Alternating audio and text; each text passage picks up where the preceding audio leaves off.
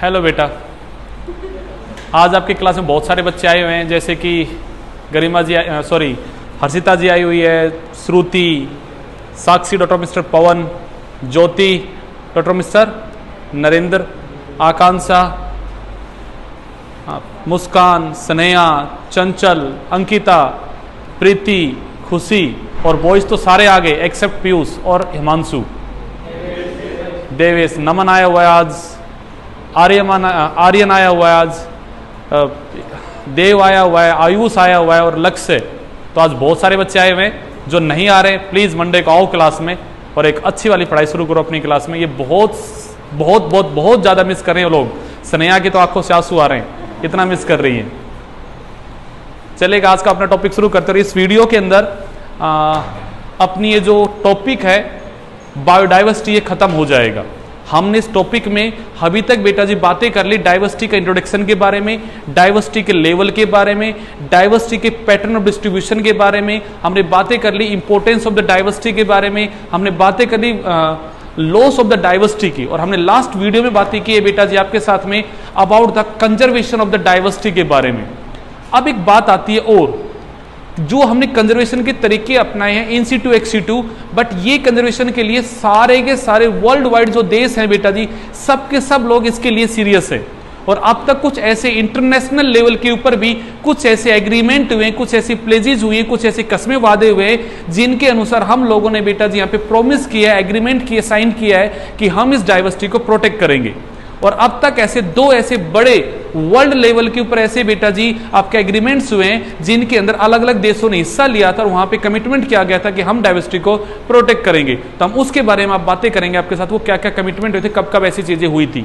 सबसे पहला जो हुआ था उसका नाम रखा गया था बेटा जी अर्थ समिट के नाम से। जो सबसे पहला इंटरनेशनल बेटा जी लेवल के ऊपर एग्रीमेंट हुआ था, प्लेस हुआ था, वो आता है बेटा जी आपका यहाँ पे, उसका नाम रखा गया था यहाँ पे अर्थ समिट। तो ये अर्थ समिट जो हुआ था, ये हुआ कब था? पहले बात ये आती थी, हुआ था बेटा जी 1992 के अंदर। कहां पे हुआ था बेटा जी? ये हुआ था रियो डी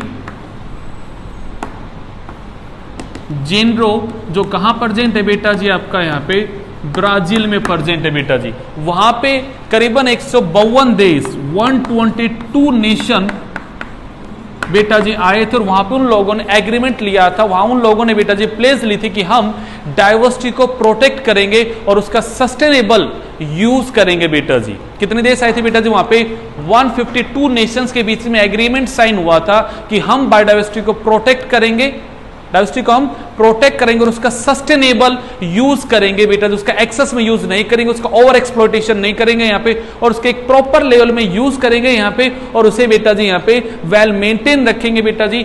ऐसा एक कमिटमेंट हुआ था बेटा, इसको नाम दिया गया था अर्थ समिट के नाम पे। कब हुआ था बेटा जी? 1992 में हुआ था। कहां पे हुआ था बेटा जी? ब्राजील में। जिस शहर का नाम क्या था यहाँ पे? Rio de Janeiro. इस शहर में बेटा जी कमिटमेंट हुआ था मेरे भाई, एग्रीमेंट हुआ था। कितने देशों के बीच में बेटा जी? यहाँ पे 152 कंट्रीज के बीच ऐसा हुआ था। यही इसके 10 साल बाद उसी का एक और नाम रखा गया बेटा जी वर्ल्ड समिट के नाम पे, और फिर दोबारा वहां पे डिफरेंट कंट्रीज इकट्ठी हुई थी। बट यहां पे ये हुआ कब था बेटा जी आपका? 2002 में हुआ था बेटा जी। हुआ कहां पे था मेरे भाई? ये हुआ था साउथ अफ्रीका में।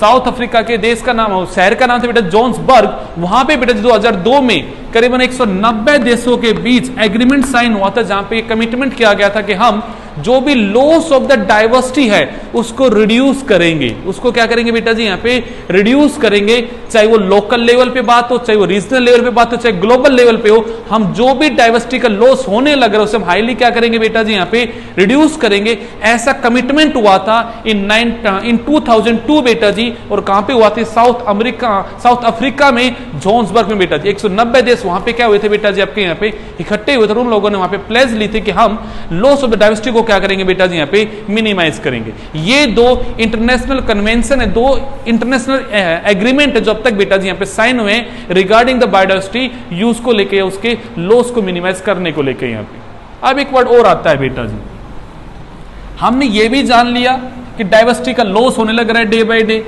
हमने ये भी पढ़ लिया कि कैसे हम डाइवर्सिटी को बेटा जी यहाँ पे कंजर्व करेंगे, और हमने चंचल ये भी जान लिया कि डाइवर्सिटी को बचाने के लिए डिफरेंट कंट्रीज के बीच में एग्रीमेंट भी हुए हैं, उनके प्लेजेस भी हुए, उन्हें कसमें वादे खाए कि हम डाइवर्सिटी को बचाएंगे। बट पॉइंट आता है क्यों बचाएं, why do we conserve biodiversity? Sakshi हम क्यों बचाए इस डाइवर्सिटी को, कारण क्या है इसका बचाने का, क्यों बचाए इसे? इकोसिस्टम अनस्टेबल होता है, होने तो हमारा क्या जा रहा है? हर्षिता, उससे हमें क्या फायदा, हमें अपने आप से मतलब है, हम जिंदा रहेंगे, दुनिया चलती रहेगी, हम क्यों उसको बचाएं? Why do we conserve diversity, हम क्यों बचाए, हमें ऐसा उससे क्या फायदा है? तो हम उन लेवल की बात करने वाले हैं आपसे। यहां पे टॉपिक की हेडिंग हमारी क्या है बेटा जी? Why do we conserve biodiversity, क्यों बचाए इस डाइवर्सिटी को? तो मैं कहूंगा एक ह्यूमन बीइंग्स की स्पीसीज को डायरेक्टली बहुत सारे बेनिफिट है इस बेटा जी डाइवर्सिटी से। हम उन सारे बेनिफिट्स को बेटा जी 3 कैटेगरी में डिवाइड करेंगे। कितनी कैटेगरी बेटा जी? यहाँ पे 3 कैटेगरी में हम उनको डिवाइड करेंगे। जो भी ह्यूमन स्पीसीज बेटा जी वहां पे प्रॉफिट ले रही है डायरेक्टली फ्रॉम द डाइवर्सिटी, हम उनको डिवाइड करेंगे कितनी कैटेगरी में बेटा जी? यहाँ पे 3 कैटेगरी में। तो मैंने बोला क्या क्या वो प्रॉफिट है। पहली कैटेगरी का नाम है बेटा जी नैरोली यूटिलियरियन।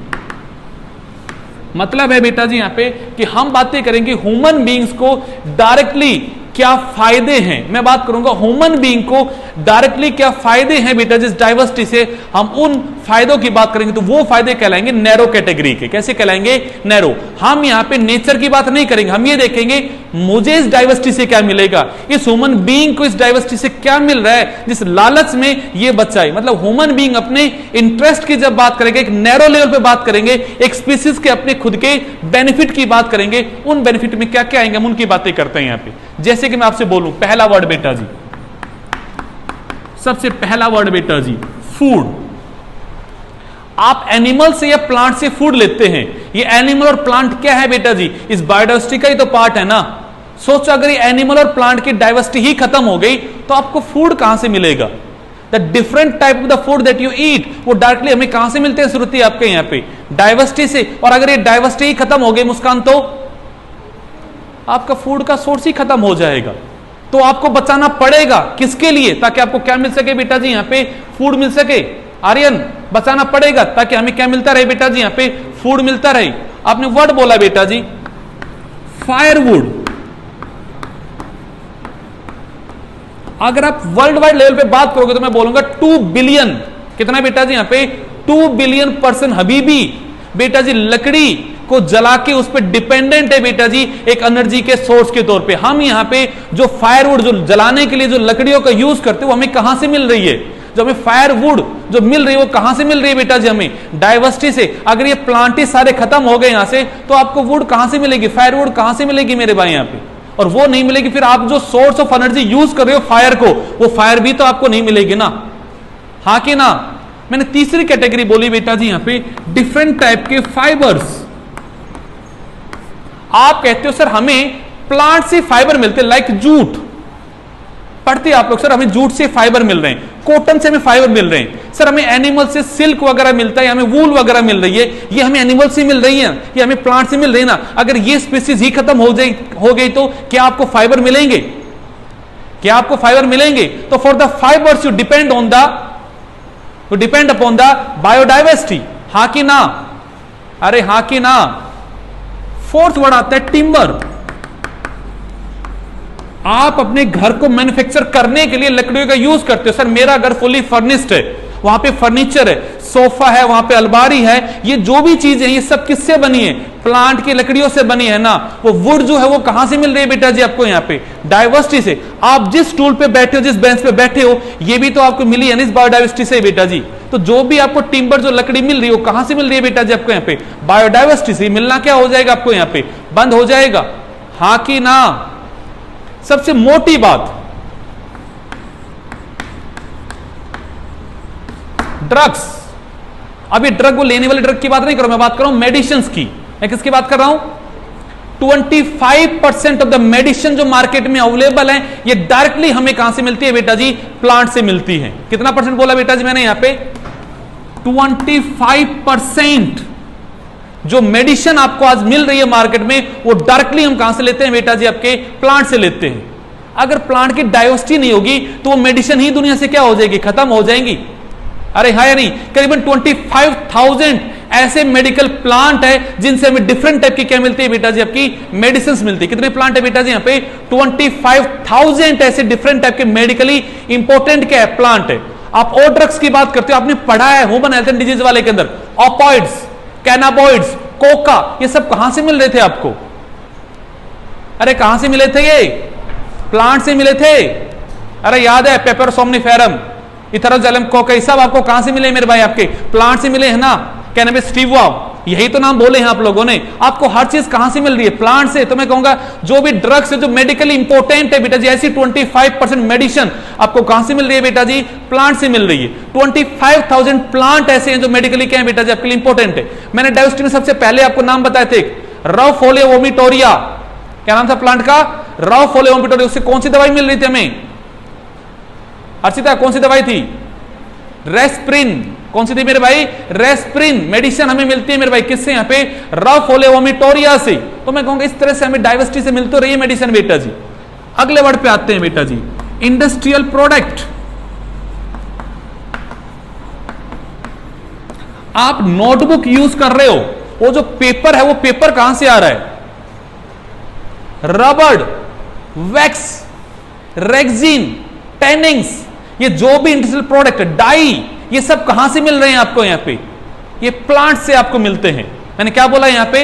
पेपर, रबड़, रेक्सिन, टैनिंग्स, ये सब चीजें जो आपको मिल रही है सब कहां से मिल रही है बेटा? आपको यहां पे प्लांट से। अगर ये प्लांट की डाइवर्सिटी नहीं होगी तो क्या आपको मिलेगा?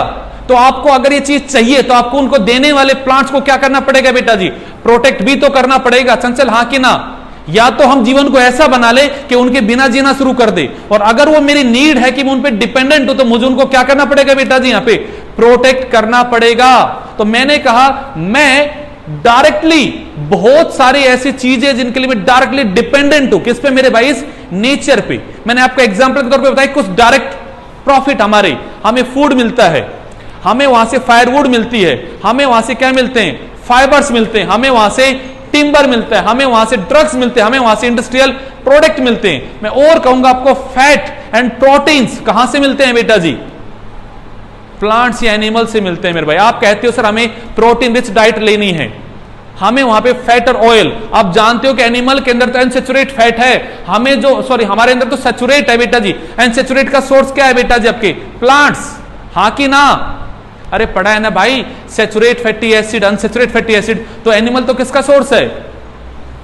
अरे किसका सोर्स है? सैचुरेट का। अनसैचुरेट का सोर्स कौन है बेटा जी? आपके प्लांट्स हैं। तो मैं कहूंगा आप डिपेंडेंट हो या ना हो इस डिफरेंट डाइवर्सिटी के ऊपर, आप डिफरेंट टाइप के प्लांट्स और एनिमल्स के ऊपर डिपेंडेंट हो, डिफरेंट टाइप के प्रोटीन्स के लिए, आप फैट के लिए, ऑयल के लिए डिपेंडेंट हो बेटा जिस डाइवर्सिटी के ऊपर। अब अगर ये डाइवर्सिटी खत्म हो गई तो ये सारे फायदे जो आपको उससे मिल रहे वो भी तो क्या हो जाएंगे? आपके खत्म हो जाएंगे। तो आपको बचाना पड़ेगा इन फायदों को लेने के लिए। इन फायदों का अगर देव चाहते हो कि आपको मिलते रहे थ्रू आउट द लाइफ, तो आपको उसे बचाना पड़ेगा। लक्ष्य हाँ कि ना? क्योंकि हमें उससे डायरेक्टली क्या मिल रहे? बहुत सारे फायदे मिल रहे हैं। मुस्कान जी बोलिएगा, क्लियर हो रहा है डाटा? अब बातें करते कुछ ब्रॉड लेवल की। सर ये तो छोटे लेवल की बात थी, ये छोटे लेवल का मतलब यहां तो ह्यूमन को बेनिफिट हो रहा है, बट इकोलॉजिकली बात करते हैं, इन्वायरमेंट की बात करते हैं। किसकी बात करते हैं? इन्वायरमेंट के एक ब्रॉड लेवल पे बात करते हैं। तो मैं अगली हेडिंग बनाऊंगा बेटा जी, ब्रॉडली यूटिलाइजेशन क्या है। हमें ब्रॉड लेवल पे सोचना, छोटे लेवल पे नहीं, हम ब्रॉड लेवल पे सोचते हैं। पहला लेवल बेटा जी, आप बातें करते हो ऑक्सीजन की। आपको जिंदा रहने के लिए ऑक्सीजन चाहिए। इस नेचर के अंदर सारे के सारे माइक्रोब से मैं कहूंगा लिविंग ऑर्गेनिज्म जो है वो मैक्सिमम बेटा जी एरोबिक हैं। उन एरोबिक ऑर्गेनिजम्स को सरवाइव करने के लिए ऑक्सीजन चाहिए। वो ऑक्सीजन कहां से आ रही है? वो कहां से आ रही है? इवोल्यूशन आप लोगों ने पढ़ा है कि शुरुआत में इस नेचर पे कंडीशन कैसी थी? रिड्यूस कंडीशन थी। कैसी थी बेटा? मतलब ऑक्सीजन यहां पे टोटली क्या था? अब यहां प्रेजेंट है। वो कहां से आ गया? अंकिता जी कहां से आ गया वो? आपने कहा ट्रॉपिकल रेन फॉरेस्ट पे आपने नाम बोला था, अमेजोन फॉरेस्ट, वो कहलाता है lungs of the planet. 20% oxygen अकेला कौन छोड़ता है यहां पे? Amazon forest. और आप उसी को तबाह कर दोगे तो भैया जी यहां पे ऑक्सीजन कहां से आएगी? आप सरवाइव कैसे करोगे? आप इसके फायदे को सोच के देखो। अभी कोरोना के ऊपर बात चल रही है कि भैया जी पेशेंट्स के अंदर ऑक्सीजन लेवल कम हो जाता है तो आपको ऑक्सीजन के सिलेंडर्स की जरूरत पड़ती है। आप ट्रायल करके देखो, एक ऑक्सीजन का सिलेंडर अगर आप लेने जाओगे तो उसकी कीमत क्या है? रेवाड़ी में मिलते हैं मेरे भाई, आप जाके पता करना कि रेवाड़ी के अंदर एक ऑक्सीजन सिलेंडर अगर आप अपने घर ले जाना चाहते हो तो उसकी कॉस्ट क्या है? वो एक सिलेंडर की बात हो रही है। सोच के देखो आप एक दिन में कितने सारे ऑक्सीजन को यूज करते हो। क्या नेचर उसकी कोई कॉस्ट ले रहा है क्या आपसे? क्या कोई रुपए चार्ज कर रहा है क्या आपसे? वो सिर्फ क्या कह रहा है? मुझे बचाओ बस। ये सब चीज आपको ब्रॉड लेवल पे क्या हो रही है बेटा जी? यहां पे मिलने लग रही है नेचर से, हाँ कि ना? बातें करते आप बेटा जी यहां पे अपने तरह तरह के खेती बाड़ी करते हैं, उनका पोलिनेशन कौन करवाता है? आपने पढ़ा है नेचर में एबायोटिक पोलिनेटिंग एजेंट कम है, ज्यादा कौन है बेटा जी? बायोटिक पोलिनेटिंग एजेंट है, पढ़ा है ना? क्योंकि एबायोटिक वाला प्रोसेस कैसा है बेटा जी? रैंडम है। अरे रैंडम है या नहीं है? हवा से पता नहीं पोलन कहां जाएगा कहां नहीं जाएगा। क्या वो साइड डायरेक्टेड प्रोसेस है चंचल जी? क्या वो अपनी जगह पहुंचेगा कैसा जरूरी है? दुनिया में अगर सबसे ज्यादा कोई एजेंट है तो कौन है बेटा जी? यहां पे बायोटिक। और बायोटिक में आपने कहा है अप टू 80% अगर कोई है तो कौन है बेटा जी? इंसेक्ट है। कहा है ना? अब वो बायोटिक से कोई भी हो फर्क नहीं पड़ता इस बात से, बट कोई ना कोई लिविंग ऑर्गेनिज्म है जो आपका क्या करवा रहा है? प्लांट्स का बेटा जी यहां पे पोलिनेशन करवाता है। अरे हाँ कि ना? मतलब आपके प्लांट जो अपने आप ग्रो कर रहे हो उनको भी अगर सेक्सुअल रिप्रोडक्शन करना, उनको अगर आपको मेंटेन करना है तो they depend upon the different type of the pollinating agent पे। तो मैं कहूंगा नेचर में ये जो पोलिनेशन होने लग रहा है, नए नए हाइब्रिड वैरायटी जो बनने लग रही हैं, इसका कोई आपसे चार्ज ले रहा है क्या? कि भाई आपका एक किला है, उस एक किले में आपने सरसों बोई है, मैं यहां पोलिनेशन करवाऊंगा आपका तो भाई इतना रुपए लूंगा। क्या मधुमक्खी आपसे रुपए लेती है क्या? आपके क्या उसका कोई चार्ज है क्या आपके लिए? नेचर में हर चीज आपसे क्या मिल रही है? Free of cost. बट अगर ये पोलिनेटिंग एजेंट ही खत्म हो गए तो? अरे अगर ये एजेंट ही खत्म हो गए तो कौन कराएगा पोलिनेशन मेरे भाई? हाँ कि ना? थर्ड मेरे भाई, क्लाइमेटिक रेगुलेशन।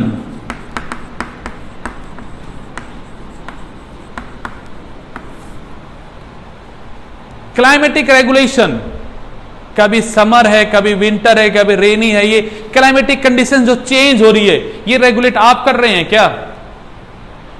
आप ये कहते सर प्लांट अगर ज्यादा है तो वहां बारिश वगैरह होगी वहां पे, तो वहां पे मौसम में चेंज आएगा। ये जो भी क्लाइमेटिक रेगुलेशन है क्या ये हम रेगुलेट कर रहे हैं बेटा जी? ये डाइवर्सिटी खुद क्या कर रही है? सब चीजों को बेटा जी यहां पे रेगुलेशन चलने लग रहा है, हाँ कि ना?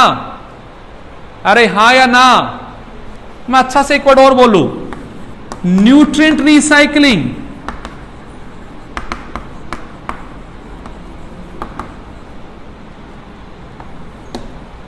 आप कहते सर सोयल से प्लांट ने न्यूट्रिएंट लिए, वो उस पे एनिमल ने फीड किया और वो वापस सोयल में पहुंचते हैं। ये जो न्यूट्रिएंट की रिसाइकलिंग चल रही है थ्रू द डिफरेंट कंपोनेंट से न्यूट्रिएंट बेटा साइकिल मैनर में फ्लो कर रहे हैं, ये डाइवर्सिटी का तो योगदान है ना। अगर सोचा आपने किसी भी एक चीज को बीच से हटा दिया तो उसकी पूरी साइकिल ही क्या हो जाएगी बेटा जी? यहां पे बंद हो जाएगी। आप कहते सर वाटर की साइकिल चल रही है, नाइट्रोजन की साइकिल चल रही है, ऑक्सीजन की साइकिल चल रही है, कार्बन की साइकिल चल रही है। साइकिल में डिफरेंट डिफरेंट क्या है बेटा जी? यहां पे कंपोनेंट है, डिफरेंट डाइवर्सिटी क्या हो रही है बेटा जहां पे यूज हो रही है। सोचो नेचर से अगर डिकम्पोजरी खत्म हो गए तो, नेचर से अगर डिकम्पोजरी खत्म हो गए तो गुड़िया डिकम्पोजर खत्म हो गए तो क्या होगा?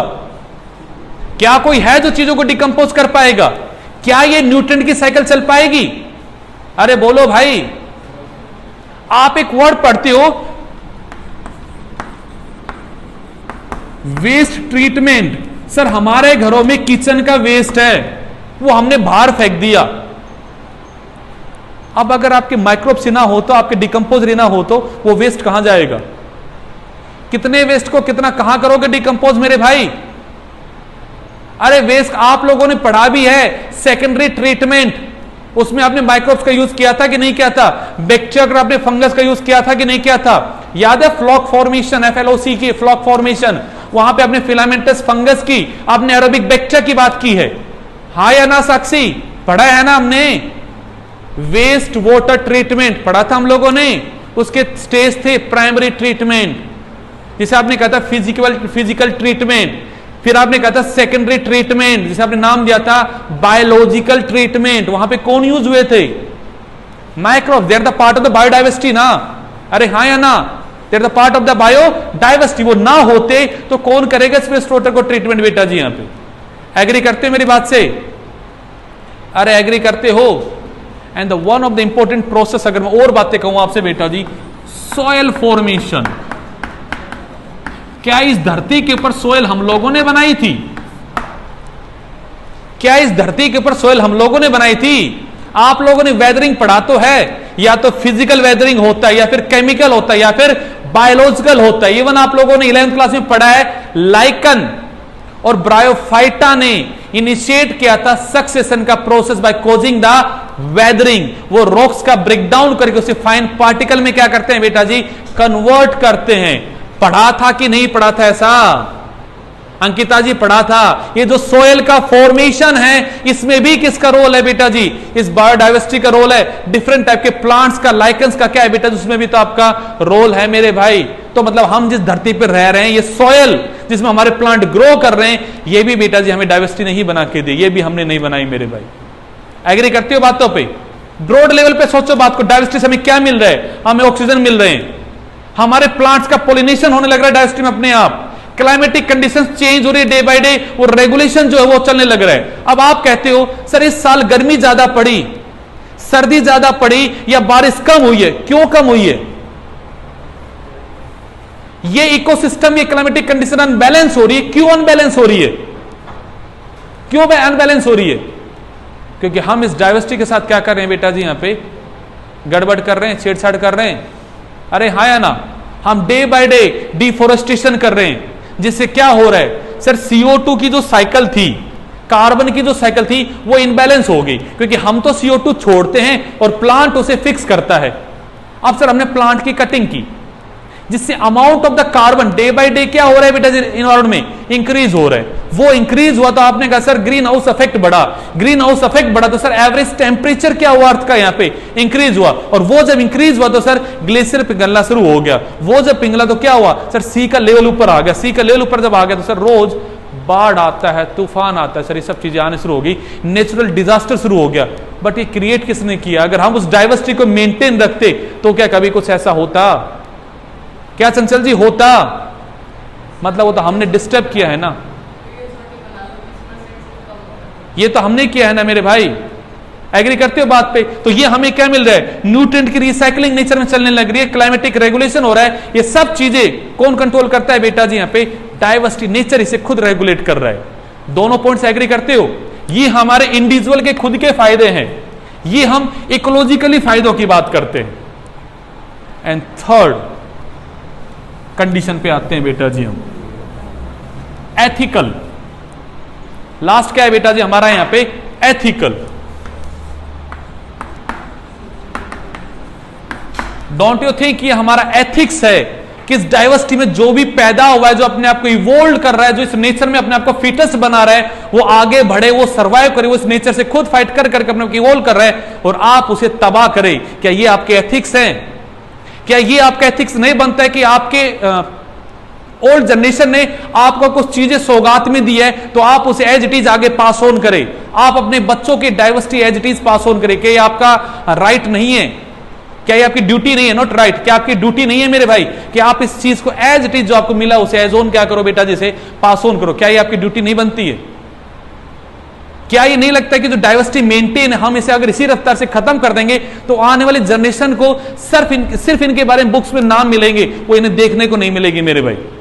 हाँ या ना? तो ये आपकी ड्यूटी बनती है, एक मोरल ड्यूटी है कि जो भी लिविंग ऑर्गेनिज्म यहाँ पे सर्वाइव कर रहा है, अपने आप को इवॉल्व कर रहा है, उसे हम क्या करें? आकांक्षा यहाँ पे मेंटेन करें, हम उसकी क्या करें? यहाँ पे देखभाल करें, और हम उसे क्या करें? यहाँ पे प्रोटेक्ट करें। ये हमारे क्या है बेटा जी? एथिक्स है। ये हमारे क्या है बेटा जी? एथिक्स। ये हमारी मॉरल ड्यूटी है कि हम उनकी लाइफ को क्या करें बेटा जी? मेंटेन करें, हम एज इट इज इस डाइवर्सिटी को क्या करें? आगे पास ऑन करें। है या नहीं हमारी ड्यूटी? तो 3 कारण है मेरे पास बचाने के लिए, मुझे उससे डायरेक्ट प्रॉफिट होता है, मेरा इकोसिस्टम क्या रहता है, जहां मैं रहता हूं वो कंडीशन कैसी रहती है, स्टेबल रहती है, एंड द लास्ट ये मेरा एथिक्स है उसे बचाने का।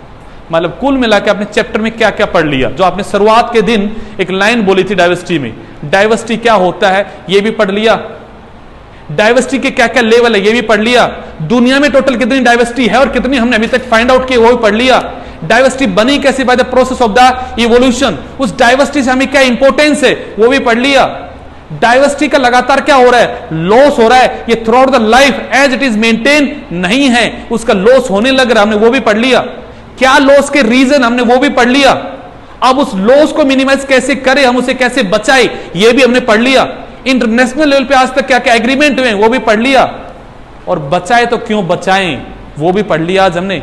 कुल मिला के चैप्टर क्या होता है आपका यहाँ पे खत्म होता है।